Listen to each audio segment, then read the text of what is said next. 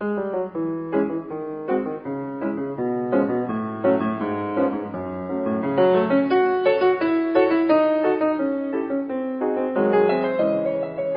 sou Márcio Salgado e entrevisto agora o professor e escritor João Vicente Ganzaroli de Oliveira. Ele é autor de vários livros, entre os quais A Humanização da Arte e Do Essencial Invisível, Arte e Beleza entre os Cegos. Professor da UFRJ, seu campo de interesse acadêmico passa pela cultura, a filosofia e a arte dos antigos e dos modernos. Inicialmente, gostaria de saber do meu entrevistado João Vicente como o engenheiro cartógrafo encontrou o filósofo. Bom, Márcio, antes de qualquer coisa, quero agradecer pela presença no seu jornal, pela sua presença aqui, é um prazer e uma honra para mim. E quanto à sua pergunta, eu entendo que foi um caminho natural. Eu me aproximei da cartografia, da geografia, das ciências exatas, é um ramo da engenharia, não? A engenharia cartográfica, por sempre ter tido facilidade para matemática. E depois, por circunstâncias casuais, eu fui ouvindo falar em filosofia, do que se tratava, e achei muito interessante que os primeiros filósofos ou eram matemáticos, ou eram geógrafos, ou muitas vezes cartógrafos também. Então, eu vi que essas coisas sempre estiveram ligadas na antiguidade. Então, não vi mal nenhum em transitar nas duas áreas. Eu estava sendo fiel às duas. Sim. Então, você acha que não há uma dificuldade entre o filósofo que lida com coisas abstratas encontrar as medidas da cartografia? Não, pelo contrário, eu acho até muito saudável.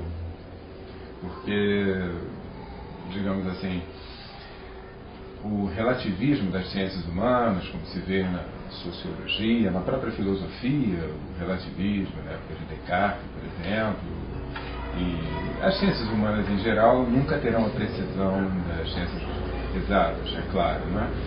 Mas para que esse relativismo não seja muito exagerado e não degenere, por exemplo, em solipsismo, como muitas vezes acontece, uma precisão matemática ajuda. E vice-versa também, não é? O matemático, o puro científico, a pessoa da área tecnológica que se fixe demais na exatidão da ciência, na crença, por exemplo, de que resultados exatos vão ocorrer em tudo, também peca pelo extremo oposto, né? Então, um relativismo, uma tolerância com a inexatidão das coisas também é saudável nesse campo. Então, entendo que uma área complementa a outra, uma área colabora com a outra, podemos dizer.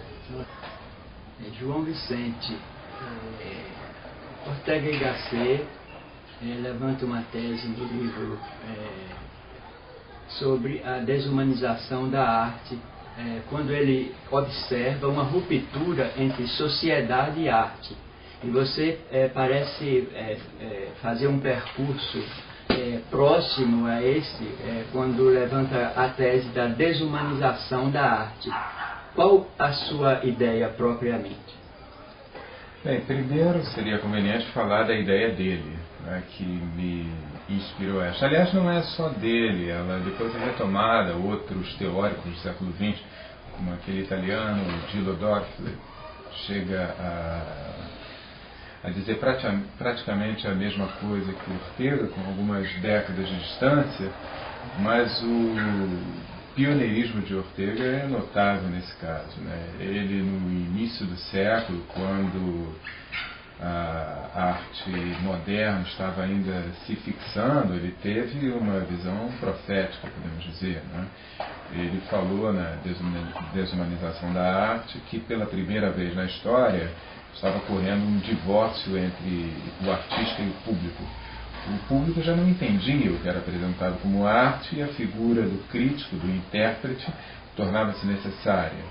Então ele detectou esse problema que hoje já alcançou um estágio crítico, podemos dizer, já chegou às últimas consequências, né? Ele detectou uma desumanização da arte. A arte deixou de dizer respeito ao próprio homem, né? Então eu fui muito influenciado pela obra de Ortega, eu achei muito pertinente o que ele diz, e o que é importante também, ele diz isso numa linguagem acessível, né? Coisa que também se torna cada vez mais rara no campo filosófico. E, então eu comecei a acreditar na ideia de que a arte, a crítica de arte, a própria filosofia precisa ser acessível ao homem comum, precisa ser humana, digamos assim. Então comecei a apostar na possibilidade de que quando uma crítica de arte, quando uma teoria, quando uma exposição sobre algum assunto nessa área não é suficientemente clara, de modo que uma pessoa que não seja da área específica da filosofia, uma pessoa que não pertence ao meio acadêmico, se essa pessoa não pode entender, o problema não é dela, o problema é do expositor. É o filósofo, é o teórico, é o crítico, ou é mesmo o artista que não foi suficientemente claro, e ele deveria ser. O problema é realmente dele. O Ortega também fala de filósofos que foram geniais, mas que não sabiam explicar devidamente o que viam na frente deles. Eles não estavam conscientes do que realmente viam. Então são extremamente obscuros, difíceis, cansativos. É o caso de Fichte, Kant, Hegel. Quem lê esses filósofos realmente com prazer e quem entende? Até hoje rios de tinta correram para explicar o que Hegel queria dizer com a morte da arte, ou com a definição da arte como a realização do suprassensível no sensível. Quantas teses de doutorado sobre isso, e até hoje não se chegou a um consenso, coisas que aplicação nenhuma tem sobre o senso comum. Então comecei a me questionar sobre essas coisas e ver a necessidade de um discurso simples, de uma explicação realmente acessível para a arte, de uma arte que realmente interesse, que realmente atinja o homem, e de um discurso sobre ela que seja coerente, objetivo e humano, portanto, acessível ao homem comum. A ideia foi essa. E propriamente sobre a arte, o labor artístico, você acha que existe uma crise de criatividade ou que existe uma crise na civilização, uma crise geral da sociedade que alcança a arte? Eu acredito mais nessa segunda possibilidade. Eu acho que é uma crise geral. Nós estamos vivendo uma das épocas mais medíocres de toda a história, se não a mais, muito provavelmente. E a arte, a mediocridade que se vê na arte, a falta de criatividade, a extravagância pela extravagância é um dos sintomas disso. A crise é geral. Eu até me arrisco a dizer que a humanidade parece ter regredido. Então, quando nós pensamos nesses gigantes da história da humanidade, como Tomás de Aquino, Aristóteles, Leibniz, até hoje as cartas de Leibniz não foram completamente publicadas. Então, Agostinho, homens que escreveram 3.000, 5.000, 15.000 páginas à luz de vela, numa época em que a energia elétrica ainda não era aproveitada, né? Então, quem hoje, qual o escritor hoje que escreve como Leibniz? Qual o escritor que tem um discurso luminoso, uma prosa poética e profunda e sagaz e ao mesmo tempo pioneira como Agostinho, para não falar em Aristóteles? Então, e coragem de Santo Agostinho. Também, né? Também isso, né? Então, ou mesmo se nós pensarmos nos sábios do século XIX, aqueles gênios de cultura universal, o Ortega y Gasset é um dos últimos dessa geração. Menéndez Pelayo, por exemplo, duas gerações anteriores a Ortega y Gasset, um homem que dominava praticamente todas as ciências humanas. Não, essa geração, os alemães também, os neocantianos, não existem mais. Não existe mais ninguém com uma cultura universal e um discurso profundo e ao mesmo tempo pioneiro, podemos dizer, e que acrescente algo ao pensamento. Que eu me lembro, o último grande pensador foi Heidegger. João Vicente, você tem um trabalho bastante interessante que liga a produção artística aos deficientes, especialmente aos deficientes visuais, que é o tema central do seu livro, Do Essencial Invisível, aliás, um belo livro. Eu gostaria de saber como você foi atraído por essa ideia do problema do deficiente visual. Isso se liga diretamente a alguns trabalhos que eu comecei a desenvolver na área de jornalismo. Nós já nos conhecíamos, já éramos amigos naquela época que eu viajei para a Índia, né? E tudo. Então, já naquela época talvez eu tivesse algum interesse latente, mas isso lá se tornou mais claro. Foi o primeiro trabalho de jornalismo que fiz. Eu cobri parte da Guerra Civil no Caxemir, e lá eu vi, e na Índia toda, não apenas na região de terra, né, existe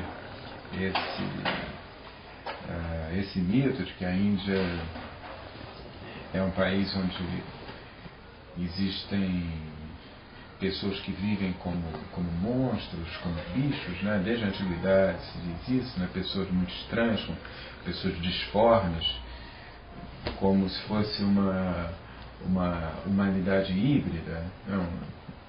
Onde os limites entre o homem e o animal irracional não fossem muito nítidos, né? Desde a antiguidade se fala nisso, né?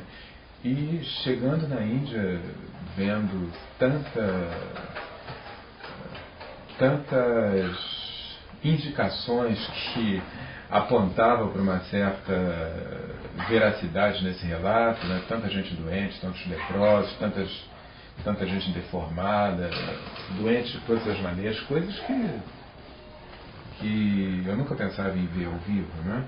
Então me deu vontade de fazer alguma coisa de concreto por essas pessoas, de alguma maneira ajudá-las. Eu não sabia exatamente o que, mas aquilo ficou na minha cabeça.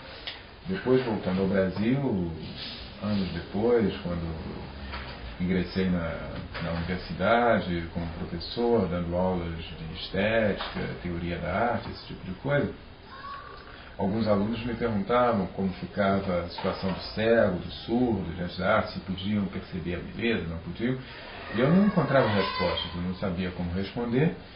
Então comecei a procurar essas respostas, eu comecei a perceber que a literatura acerca do assunto era insuficiente, muitas vezes errada, era uma literatura muito pobre, poucas coisas escritas e muitas vezes coisas erradas, porque eu comecei a conviver com deficientes, principalmente com cegos, eu comecei a entrevistar, conviver com eles, a fotografar coisas que faziam, desde obras de cerâmica, esculturas, artesanatos, tapeçaria, diversas coisas desse tipo, e comecei a ver que o assunto era muito interessante e precisava de uma pesquisa concentrada, e não vi motivo nenhum para não fazer.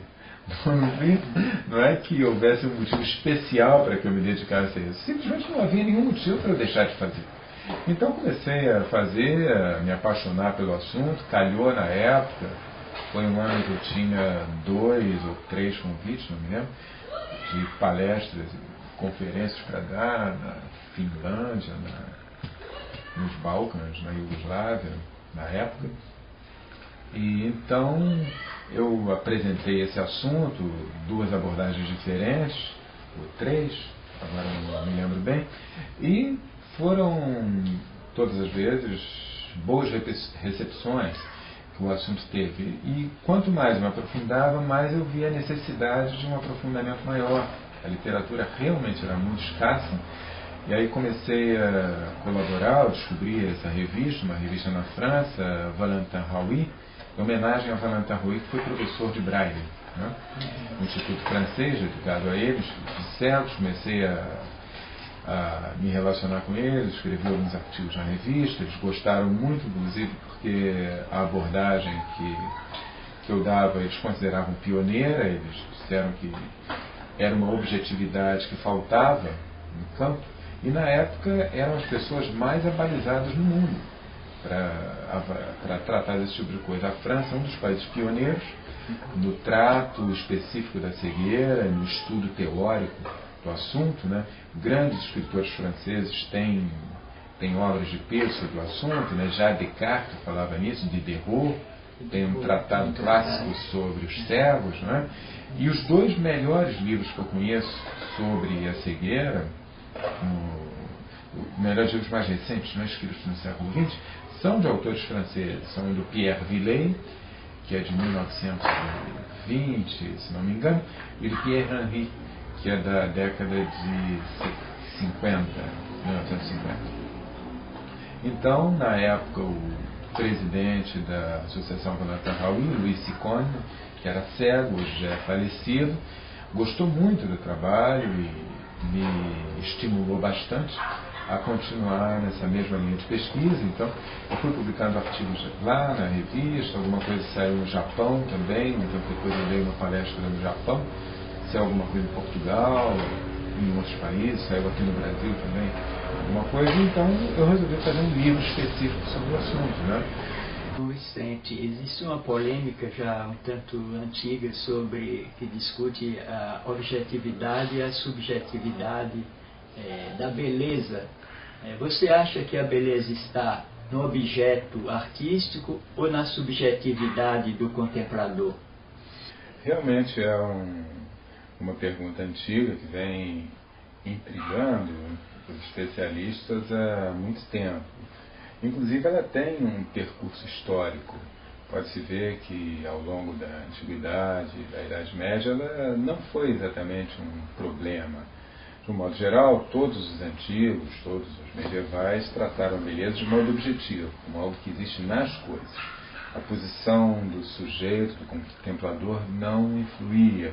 Um ou outro autor discorda, mas são realmente exceções que não comprometem a regra. Na época de Tomás de Aquino, na Idade Média, aquele polonês Vitello contempla essa possibilidade, mas sem nenhum impacto cultural propriamente dito. O impacto cultural mesmo vai mudar o foco, que vai fazer com que o centro de gravidade oscile entre o objeto e o sujeito, e muitas vezes tenda mais para o sujeito, é a partir de Descartes, que não só no campo da estética, mas no próprio pensamento, coloca o sujeito e não mais o objeto em primeiro plano. E, posteriormente a Descartes, os autores que falam sobre a beleza também vão considerar essa perspectiva, a do sujeito e não a do objeto. Então, historicamente, até Kant, por exemplo, a estética de Kant é totalmente uma estética subjetiva. Pode-se dizer que é uma estética anti-aristotélica. E hoje nós encontramos as duas posições sendo consideradas. Hoje, quem escreve hoje sobre estética, um grande nome hoje é aquele polonês, o Tartakiewicz, por exemplo, precisa considerar as duas possibilidades, tanto a do sujeito quanto a do objeto. E na época do Império Romano, por exemplo, os romanos achavam os olhos verdes feios, olhos verdes, olhos azuis. Invariavelmente para os romanos eram considerados olhos feios, porque lembravam o inimigo imediato, que era o germânico, que a todo momento invadia as fronteiras do Império e ameaçava a vida dos romanos. Então essa associação os levava a considerar feios os olhos verdes. Era um assunto cultural. Depois que o Império Romano caiu mesmo, e que germanos e romanos, latinos, passaram a se mesclar cultural e geneticamente, o assunto perdeu a razão de ser. João Vicente, eu sei que você tem uma visão bastante crítica sobre a arte contemporânea. Você acha que os artefatos supostamente artísticos, como as instalações, devem ser consideradas obras de arte? Varia, algumas são interessantes, mas eu diria que são exceções. Elas se enquadram, na maior parte dos casos, num clichê que eu considero completamente inválido e nocivo, a ideia de que tudo é arte. Então, uma instalação seria arte, eu já vi uma sala vazia ser considerada arte, porque ali dentro havia esculturas feitas de ar.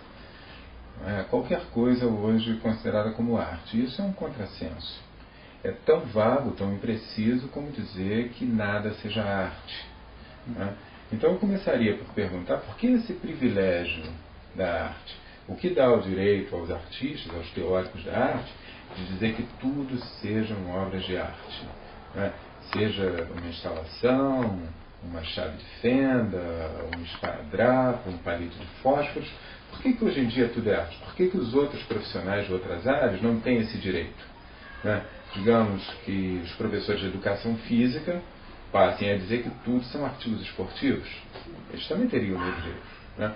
Os eletricistas passarem a dizer que tudo são circuitos elétricos. Por que eles não fazem isso? E os artistas fazem. De onde vem essa ideia de que tudo seja arte? E ela é muito nociva, porque a ideia de que tudo seja arte tira os méritos. A arte de verdade, a beleza de verdade é rara, e por isso nós gostamos dela. Tomara que a humanidade não embarque nessa ideia de que tudo seja arte, e tomara que essa teoria esteja errada, porque se ela for verdadeira, pior para nós, porque a consequência imediata disso será nós perdermos o interesse pela arte, porque então tudo se iguala.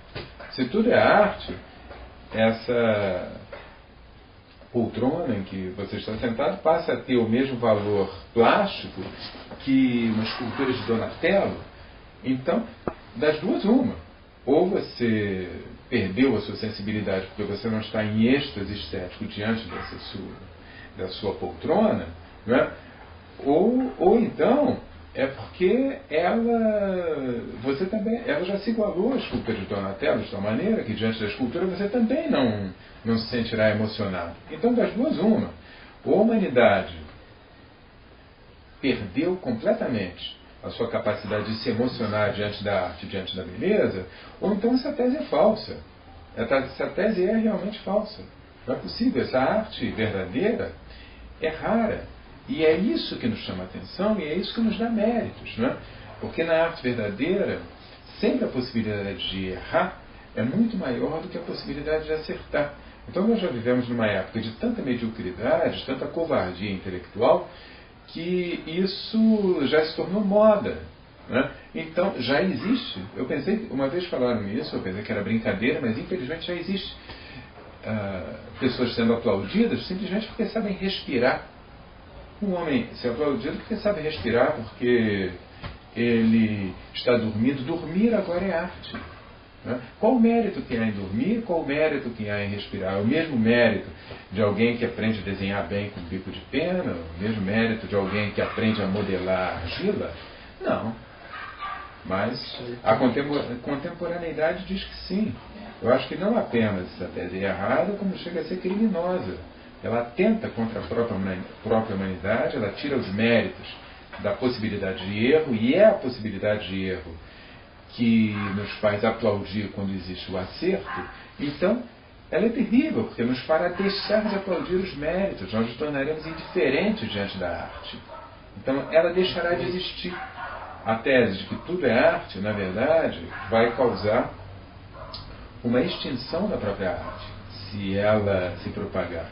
E, infelizmente, parece que está se propagando.